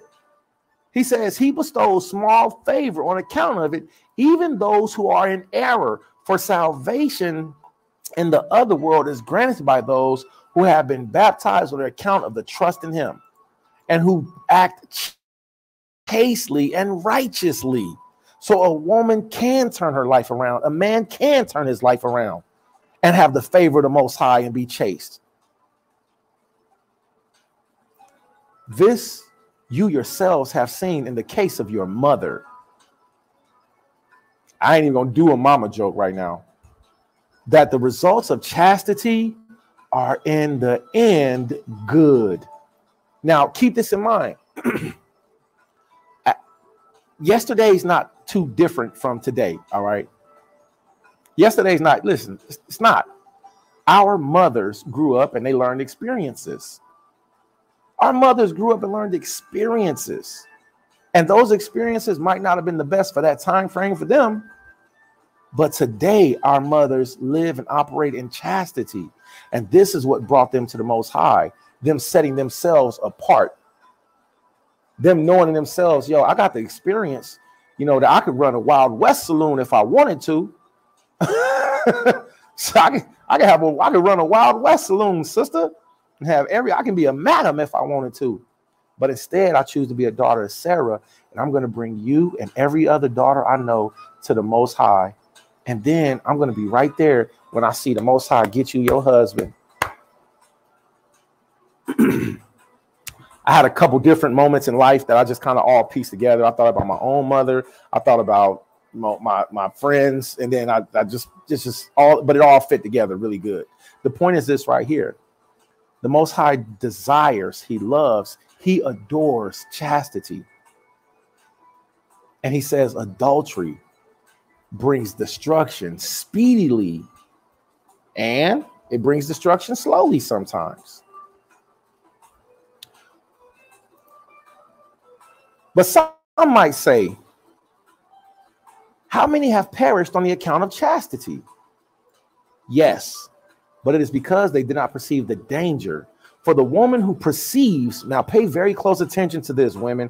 Have y'all ever heard the saying, yo, hey, my Lord, y'all, you, oh, my bad. Okay. So, excuse me. So, have you ever heard the saying, don't nobody want me till I'm with somebody? Man, don't nobody want to holler at me until I finally get with somebody, man. Man, now that I'm in love, man, everybody want to try to holler at me. But when I wasn't with nobody, wasn't no women walking past and being like, ooh, I like your garment that go all the way down to your feet. Wasn't nobody trying to holler at me then. Daughters of Israel. You know, went through every day of your life. Don't nobody try to holler at you. They're intimidated by you. They're afraid of your beauty. Yeah, I don't know why. But that's them. I ain't scared of you. I ain't scared at all. Mine. I don't do that. I'll be like, no, mine. Now come here. Right here. Come closer. Right here. Daughters of Israel. So you know that you go through your whole life. Ain't nobody trying to holler at me. Nobody want to talk to me. Right there. Ain't talk to me. And as soon as somebody falls in love with you, now they jumping out of trees, popping up out of the sewers with a little mask on their face like Ninja Turtles, you know, running behind your car, staring at you when you walk past, when it starts shuffling up to you. Nobody want to holler at you until you fall in love. Right? You ever heard that saying? Nobody wants you until you get with somebody. Let's read it. Let's read it in the scriptures now. For the woman who perceives that she is in love with anyone or is beloved by anyone. So as soon as the woman perceives, I'm in love. Yo, I love him. As soon as she perceives that or is beloved by anyone, he's in love with me. Watch this. For the woman who perceives that she is in love with anyone or is beloved by anyone should immediately shun all occasion. See that? Shun all occasion with him as she would shun a blazing fire or a mad dog. And this is exactly what your mother did. For she really loved chastity as a blessing. Wherefore she was preserved and along with you obtain the full knowledge of the everlasting kingdom. The woman who wishes to be chaste ought to know that she is envied by wickedness. The woman who is in love, you daughters of Israel, the women who are chaste, you daughters of Israel, you got to automatically know that you are abhorred and you are hated by those who absolutely do not respect, do not love the real attributes of marriage. The ones who do not respect or love the attributes of marriage, they can't stand you. They can't stand you. And this is true. There really are haters. And I didn't used to like to say that in the past. I'm going to close this book. I was going to use the scripture, but I'm not going to use that. Yeah. Jeremiah. I need to write it down. Let me write it down.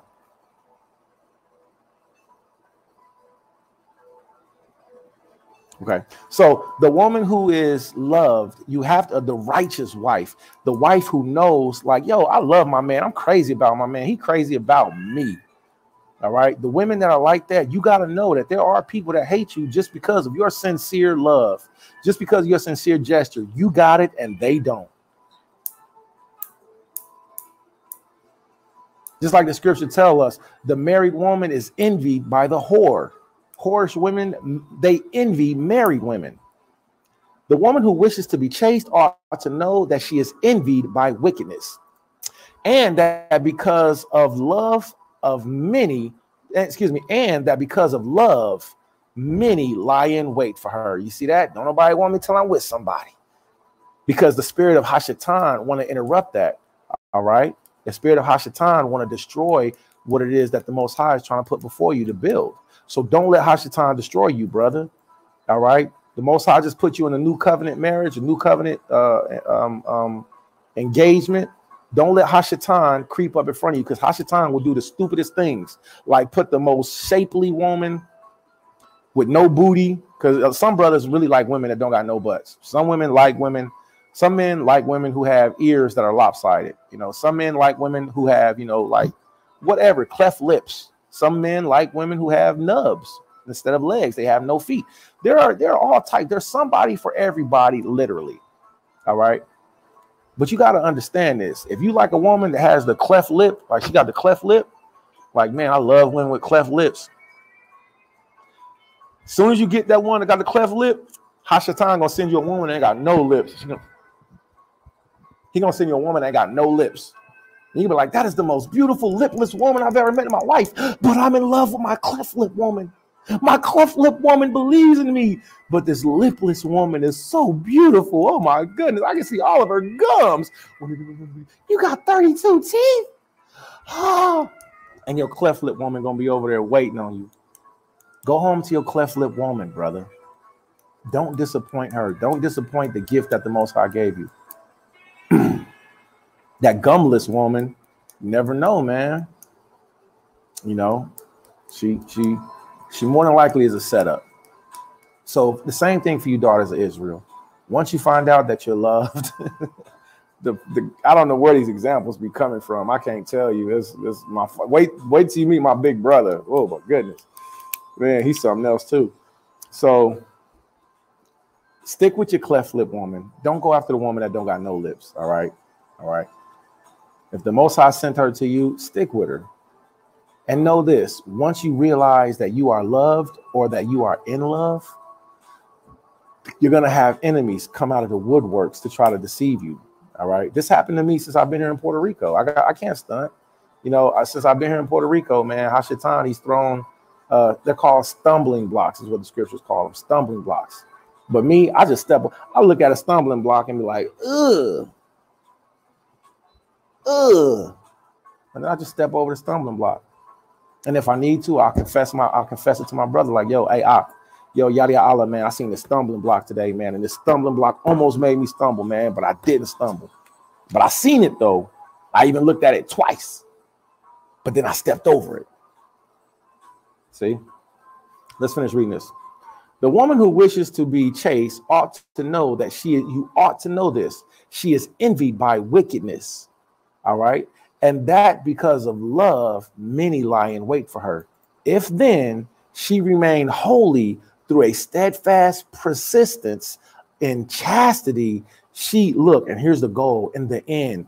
If she remain holy in the steadfast persistence of chastity. So remain holy, sister. Remain holy, brother. When them old women come up from in the past, it's like, no, I keep my numbers low because I only deal with the same dudes that I've been with. Well, that don't really mean your numbers is low. That just means you just been dealing with the same dudes, but you still, and I'm not talking to anybody specific in this case. I'm talking because I know tactics of women. Women will be like, yo, I ain't had sex with a lot of people, but you've had a lot of sex with the same people. So with that being said, but then you have some sisters that's like, yo, I just haven't had sex with a lot of people, and they really have low numbers and low body counts and all that good stuff. Same thing for you men of Israel, all right? When that old woman from the past come up and she can do that thing, whatnot, whoopty whams, listen, brother, stay away because she's going to deceive you, she's going to pervert you, and you're going to lose your chastity. If then she remain holy through steadfast persistence and chastity, she will gain the victory over all temptations. And that's what you want to do. Gain the victory over all temptations. Look at this. And be saved. Look at this. So, whereas, even if she were to do all that is right, she done did everything that's right. All right. She done been a Proverbs 31 woman plus one. She done been a Proverbs 32 woman. Proverbs chapter 31. Proverbs don't even go to chapter 32. All right. So let that sink in. She ain't just been a Proverbs 31 woman. She done been a Proverbs 32 woman. She done made all the clothes. She done got the kids together. Kids are actually called baby goats. Those are kids. You gotta think about it. So she done got the Eladim together. She done took care of you for 15,000 years in the ministry. And that's exactly what she's supposed to do. And you done took care of her 15,000 years in the ministry. Look at this. Even if she were to do all that is right, and yet should once commit the sin of adultery, she must be punished, as said the prophet. So women, know this. One case of adultery is never worth it. Never. And if you have committed adultery, let me help you now. Confess your sins. Confess your fault. You're going to have to go through it. You don't know what your husband going to say. You don't know how he going to respond. But as of currently, you are a walking abomination. I can't sugarcoat it. I pray that none of you have committed adultery. I pray that none of you, and I'm not even talking about my own household. I'm talking about everybody in Israel. I pray that none of you have ever committed adultery. But if you have, confess your sin and get it done with. Get it out of the way. Let's move on now. We're going to go to Proverbs chapter 31 and get to the meat of the matter. All right. Before I go to Proverbs chapter 31, I'm going to take a quick intermission, give a salute to everybody, turn off of the screen share. All right. Okay, let's look at some of these comments. Oh, we got the comment. We got the comment. We got the comments. Comments. Let's look at these comments. All right. So who is that? Who we got in the building first? All right. We got at the top of the list. First comment came in. And I apologize. Let me turn the screen share off so these comments can come up. So at the top of the list, we got Aliyah Shabai, Yasha Allah. Shalom, Aliyah Shabai, Yasha Allah. The sister said Shalom King. I say Shalom. Actually, she said Shalom Laka. So for those of you who are learning to read Hebrew, you can use this sister for an example on her Hebrew pronunciation. She said Shalom Laka. La means two. Ka means you. Shalom Laka. Peace to you. Shalom Lakah. Peace to you. And we have Kanaya Wakanawan. The little prince eating the menorah, man. That's right. Eat the word, little brother. Kanaya Wakanawan using her Lashwan Kodash, her Hebrew skills. She said, Bawakwar. Bawakwar means morning. Wow, this is a really good timing. So we stopped this video, that portion, right at 1 hour and 39 minutes. I usually try to do the videos no longer than 2 hours, an hour, 30 minutes to 2 hours. So this is pretty good, man. We did good on this one. All right. So I think I'm going to come back with a part 3 or part 2 and and come back with Proverbs chapter 31, or we could just continue. What do y'all suggest? I mean, it's still early in the day. Oh, speaking of early in the day, man, I got a meeting with an Ak, man. Man, I gotta be about that, man. Okay, so this is Kanaya Bawakwar of Hallelujah and Isaiah Yasha'ala. That brother Isaiah, he's a weirdo. He put some posts in here. Then we got Ace Judah, Ace Yehuda. Shalom, I apologize. Ace Yehuda. Shalom, all right. Shalom, my big Ak. Yahweh Bashem Mashagao Shabrakatha. Always happy to see you, man. Spirit and truth, flesh, not just flesh, sex. That's right. Spirit and truth, flesh, truth and flesh. All right. Not just sex. All right. Not just flesh, sex. I agree with you, Ak. I very much agree with you. All right. Sister Kanaya Wakanawan, she said, might be replaced. Might be replaced. I don't know about that. I don't know about that statement because I don't think it's, now this is my own personal stance or opinion. I don't believe it's possible to replace a rib. I don't believe it's possible to replace a rib. And the reason being is because I think that's in my personal stance, I'm sorry for that, y'all. I got lascivious. I showed my upper lip on video. I can't be showing my upper lip. That was real lascivious of me, wasn't it? I was like,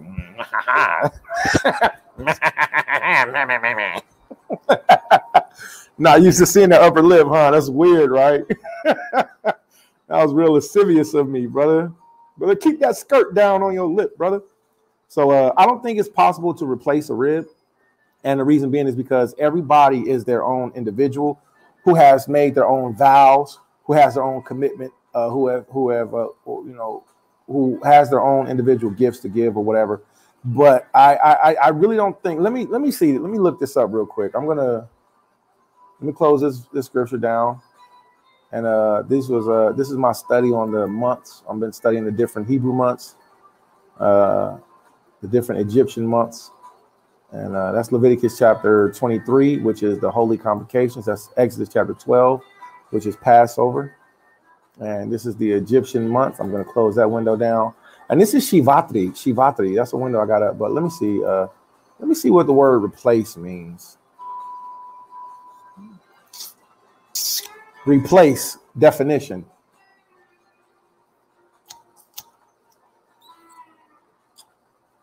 Take the place of, put someone back in a previous place or position. I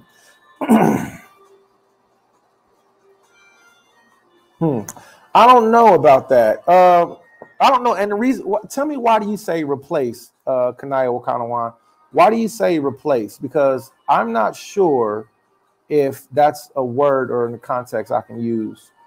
Because I personally believe everybody has their own position. Like a person might step up or step down from their position. But I don't think men in the truth, I know for me personally, I know I never have the mentality of you or replace you. Because then I'm doing like some type of weird comparison, and I just don't do that. I think everybody has their own individual stance or their own individual ministry, and if a person doesn't do their ministry, then somebody else can and will, but I don't think that replaces the person. So what do you mean when you say replace? All right, and it looks like you got the thinking face, like you're thinking about it. You say it like that's an easy process. Say what? Like what's an easy process? All right, and then of course Aliyah Shabai cracking up. All right. So we're going to stop this video at 2 hours, okay? So we got a minute. If anybody want to give any comments, anybody want to say anything, build, break bread, put anything forward, we can do that. And then I'm going to come back with the reading of Proverbs chapter 31. I guess I should retitle this one 1 Peter chapter 3, right? 1 Peter chapter 3. And And Peter's writings, chapter 13. All right. Okay. Okay. Okay. Now, when we look at the story of Esther, that's a good example to use about replace. Okay. All right. Looks like nobody has anything. Okay. We got something. There we go. We got a hit. Because if a woman is not doing all the things you mentioned and then some, then she'll be replaced by someone who will.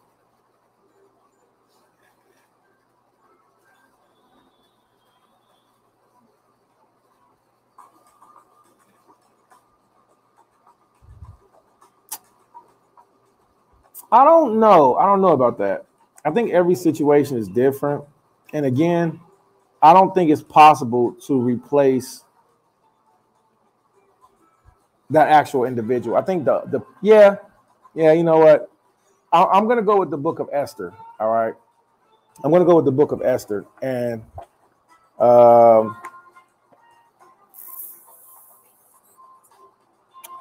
Xerxes.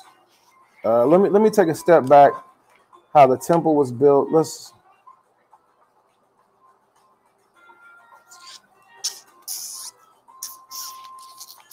give me Kanaya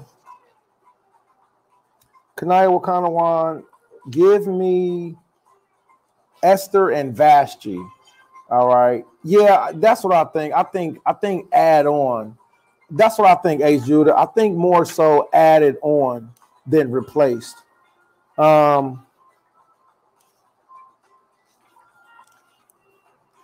Captivity of 10 tribes.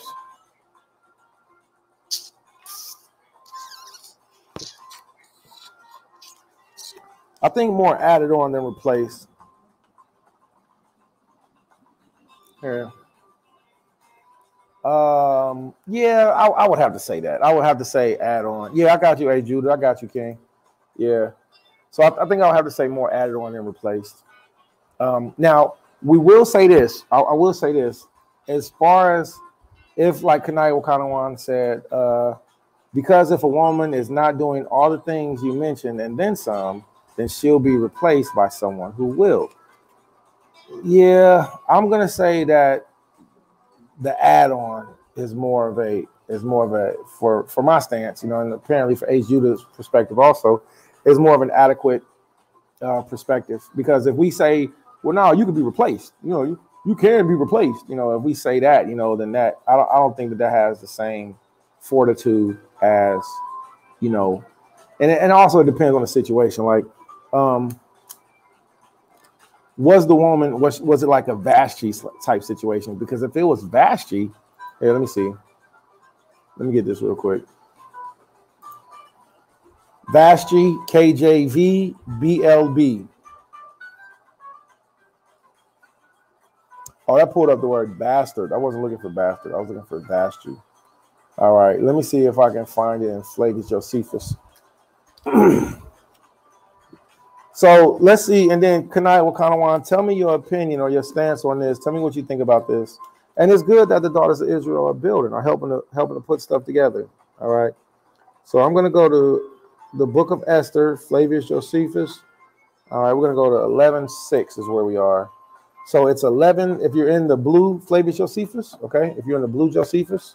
All right, then we're going to 11:6. Okay. All right. I guess I wasn't too far off. 11:6.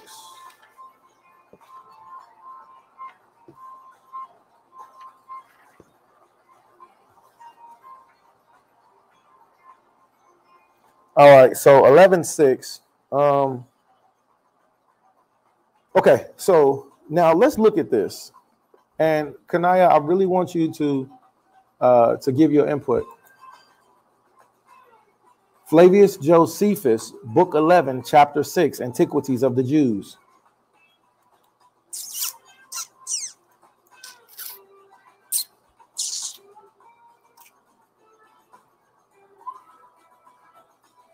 All right, let me see. This is how King. Nope. Okay, let's go down to Chapter 6. All right, I want everybody to see this. I don't want to read this without you. Now let's look at this, and I'm gonna scoot this over.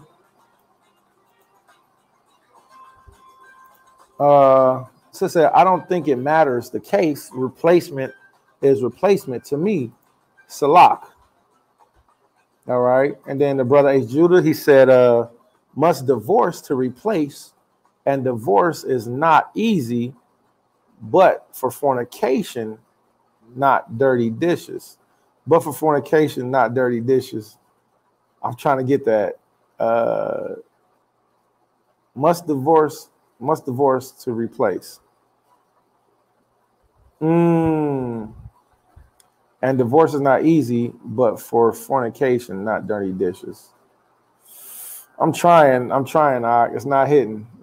But help me out, A. Judah. So I'm gonna put Kanaya's comment back up. She said, I don't think it matters. The case replacement is replacement to me. Okay, so we're gonna go to the Antiquities of the Jews. This is what happened in the case of Esther. All right.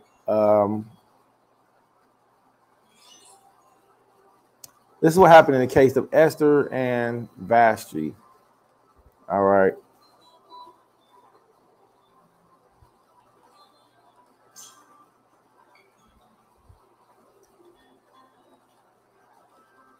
All right.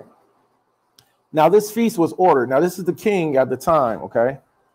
So this is the king at the time, all right? He also gave servants to his, he also gave orders to his servants that they should not force them to drink by bringing them wine continually as the practice of the Persians, but to permit everyone of the guests to enjoy themselves accordingly to their own inclination. Moreover, he sent messengers throughout the country and gave order that they should have a remission of their labors and should keep the festival many days on the account of the kingdom. In like manner, here we go. In like manner did Vashti. Now I want everybody to remember Vashti, man. Vashti, she was that one, boy. Vashti was that one. She was the one. Don't nobody from Israel should ever want to be. All right, Vashti is two women, well, three women when I think of like wicked women in Israel. One of them is, I wonder why that one keeps highlighting. Why does that keep highlighting? So one wicked woman in Israel was Jezebel. Another one was Semiramis. Another one was Vashti. Jezebel, wicked woman. Semiramis, she was the wife of Nimrod. And today, Semiramis is looked at as Mother Mary, the Catholic Church. She's looked at as Gaia, the earth energy. She's looked at, when you look at those feminine false god energies, a lot of those come from Semiramis, which was like the first like real witch woman. If y'all can think of any, please post them. But Vashti is a woman name that we should not want to be. Vashti, she fronted on her husband. And that's why I don't deal with women who like the front. I can't stand women who like the front. First of all, they're not powerful enough, but then they like to portray like they are, and they cause a lot of damage out of their mouths, man. So fronting is never good. In like manner did Vashti, the queen, gather her guests together and made them a feast in the palace. Now the king was desirous to show her, who exceeded all other women in beauty, to all those who feasted with him, and he sent some to command her to come to his feast. But she, out of regard to the laws of the Persians, which forbid wives to be seen by strangers, did not go to the king. And though he oft times sent the eunuchs to her, she did nevertheless stay away and refused to come, till the king was much irritated that he break up the entertainment and rose up and called for those 7 who had the interpretation of the laws committed to them, and accused his wife and said what? That he had been affronted by her. Now let's look up this word affronted real quick. What does it mean to be affronted on by your wife? Yo, my wife affronted me. Okay. Let's get this.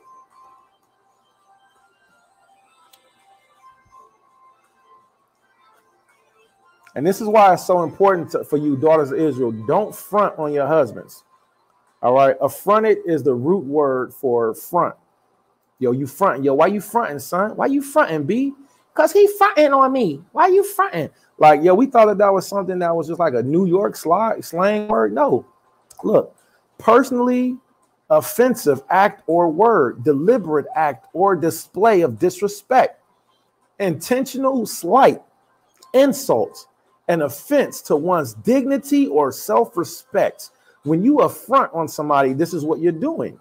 To offend with an open manifestation of disrespect or insolence, to make ashamed or confused, to embarrass, archaic, to front, face, look on. All right. To meet or encounter face to face or to confront. Now, another example of fronting or to look at a person front on or face on was when Abraham went to go and visit his son, Ishmael.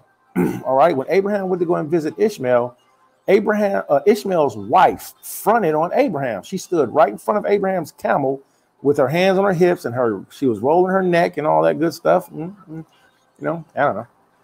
And she was rude to Abraham. So she fronted on him. So watch this. For the sin of affronting on a husband, what do we have?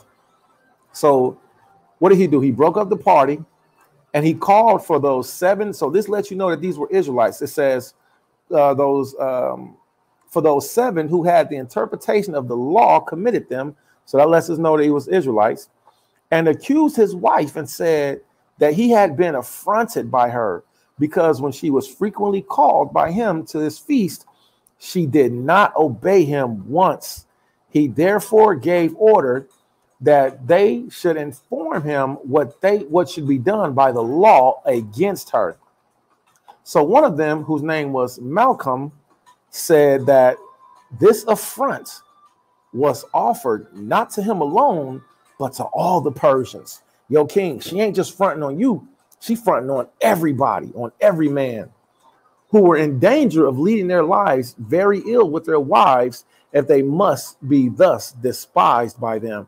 So if your wife get away with this, bro, everybody's wife gonna do this. If you let your wife get away with this, all the women are gonna do this.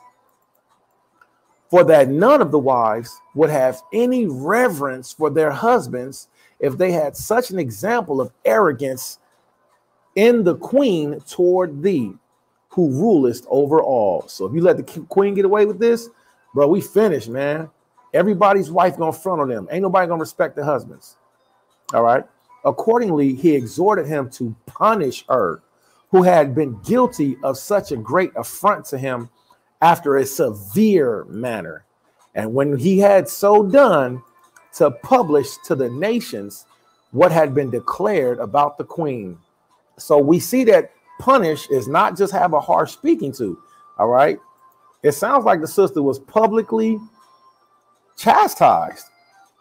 The sister was publicly rebuked. Accordingly, he exhorted him to punish her, who had been guilty of such a great affront to him, after a severe manner. And when he had so done, to publish to the nations what had been decreed about the king.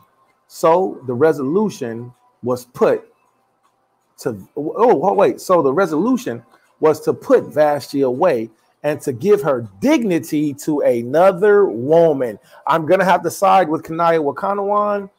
It looks like I not only agree with you, Kanaya Wakanawan, but that replacement was in place. So I'm going to say, yeah, replace. Not only, hold on, let me read that again. Not only was she made a public spectacle, but she was put away, and her dignity, and give her dignity to another woman. You know what? Let me highlight this and put this over in this box. If anybody wants to see this, all right, put her away and give her dignity to another one. And that just made me think, I guess, you know what that would remind me of the scripture where the Most High says, let's get this real quick. Hold on. Ecclesiasticus chapter 25, KJV. All right. So what we're doing right now is called a madrash. We're doing a madrash. We're just politicking, going over scriptures, talking. All right. Look at this.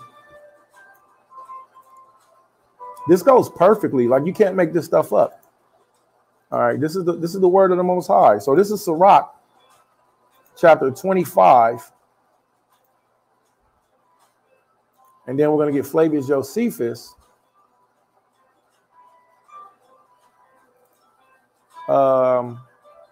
I'm going to get that whole paragraph, not the whole, but the end of the paragraph, if anybody wants it. All right. I'm going to just post it up here. You can copy and paste it for yourself. All right. So I'm going to agree with what Kanai Wakanawan said. All right. 12 toes, man. Okay. So Kanai Wakanawan said, because if a woman is not doing all those things you mentioned and then some, then she'll be replaced by someone who will. Wow. And you know what? I put my hand over my mouth. Great answer, Kanai Wakanawan. Great answer. This is the book of Sirach, chapter 25, verse 21. And this is what the king did. It says, stumble not at the beauty of a woman and desire her not for pleasure. And this is why a lot of times when I go out in public, I keep my eyes respectfully. I don't look to the left. I don't look to the right. I keep my blinders like this, and I look straight in front of me. You know, now if the Most High puts a person directly in front of me, and it's like, man, you ain't just in front of me, like we in the same spot. Okay, well, I'm gonna take heed to that. That sounds like a sign. That seems like a sign. But this is what the king did. He stumbled at her beauty. It says, stumble not at the beauty of a maiden, of a woman, and desire her not for pleasure. All right, let's go down to verse 24. Of the woman came the beginning of sin, and through her we all die. Give the water no passage. All right. I didn't want to do that. Give the water no passage. Right. Neither a wicked woman liberty to gad abroad. So the king did not give Vashti no. He was like, nah, I'm not dealing with that. Neither a wicked woman liberty to gad abroad. So he didn't let her just go wherever she wanted to go. And then the scripture says, if she will not go as thou will have her, cut her off from thy flesh, give her a bill of divorce, and let her go. That's a very interesting, powerful scripture right there. And I think it lines up with what happened with Vashti also. Let's see. Let's see. Those are the posts, comments. Yeah. H. Judah. Okay, so the sister say Salak. Well, no need for Salak. I agree with you. Wonderful post. Thank you. The water for that. Greatly appreciate that, Kanai Okanawan. All right. All right. And then we got from Big Brother H. Judah. He said, all praise Most High. All right. So all praise Most High. H. Judah. I pray that this video hit and resonate with somebody well. I think I'm going to have to change the title of it to 1 Peter chapter 3. All right. I think this is a Proverbs 31. Maybe I'll just do the same video and just do a part 2 to it. All right, so I'm going to end it right here. 2 hours is a good enough time frame. All right, let's stretch our brains, move around. I need to make a phone call to this brother who I was supposed to be meeting with today. All right, and Ratazawani Howard will meet back again. For those who have ears, let them hear. I pray that these videos, these messages reach you well. Isaiah chapter 8, verse 20 says, to the law and to the testimony, if they speak not according to this wise, is because they have no light in them. So I pray that this video help. All right, if you would like to send any alms or supplication, you can send it right here. All right, you can contact Yada Ya Allah. His number is 787-598-1535. You can send it to his Cash App. All right, and the Cash App is right there on the bottom of the screen. JUNNIKKO Berry, Space Berry. My number is 614-999-2677. You can hit my WhatsApp, contact me on my Cash App, send some alms. Supplication, Mashpachah Pa'ain, family time. You can find me on YouTube, Isaiah Yashala. All right. And Most High's will, man, we'll get together and build in a little bit. I want to read Proverbs 31. This was a lot of really good jewels. And I really appreciate the sisters and the brothers who helped in this and who commented and all built together. All right. With that being said, Shalom Lakam. Be on the lookout for the next broadcast. Kwame Yasharala.